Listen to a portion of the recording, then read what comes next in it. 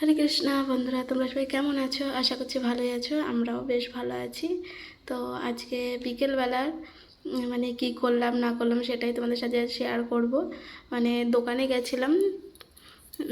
দোকানে গেছিলাম হচ্ছে 4টের সময়। তো গিয়েই বরের জন্য নিয়ে গেছিলাম খাবার। আর এটা ছিল, ওর কাছেই ছিল, শনপাপড়ি বলছিল আর কি।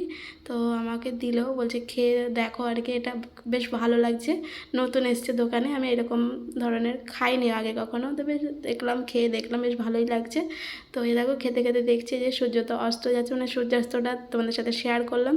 কি ভালো লাগছে না আকাশটা, খুব সুন্দর লাগে এই সময় আর কি। আর এখন কিন্তু ঘড়িতে বাজছে 5:45। তো আমাদের তো ওইদিকে কলকাতার ওইদিকে তো সন্ধে হয়ে গেছে, আর রত্নাগিরিতে এখনও এই সময় সন্ধে হয় না। মোটামুটি 7:10-15-তে সন্ধে পুরো হয়।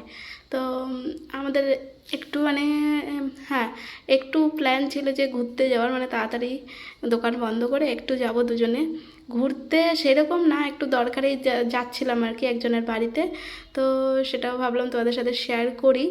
আর চারিদিকে রাস্তাঘাট মানে দেখো তৈরি হচ্ছে, আগের ব্লগেও দেখিয়েছিলাম যে রত্নাগিরিতে দেখো চারিদিকে ধুলো আর ধুলো, মানে বাইরে আর বেরোতে ইচ্ছা করে না। বাইরে বেরোলেই হয়তো বা চোখে চশমা, মাথায় মানে মুখ টুক জড়িয়ে এরকম ওড়না বাঁধতে হবে, তারপরে রাস্তায় বেরোলে যাবে, না তো চুল টুল খারাপ একদম শেষ। রাস্তায় বেরোলে এত ধুলো, এত ধুলো, চারিদিকে রাস্তা তৈরি হচ্ছে।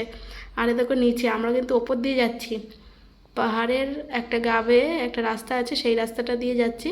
আর ওই নিচেরটা মানে নিচেও লোকজন থাকে, বসবাস করে, সেটাই তোমাদের সাথে দেখালাম আর কি, শেয়ার করলাম।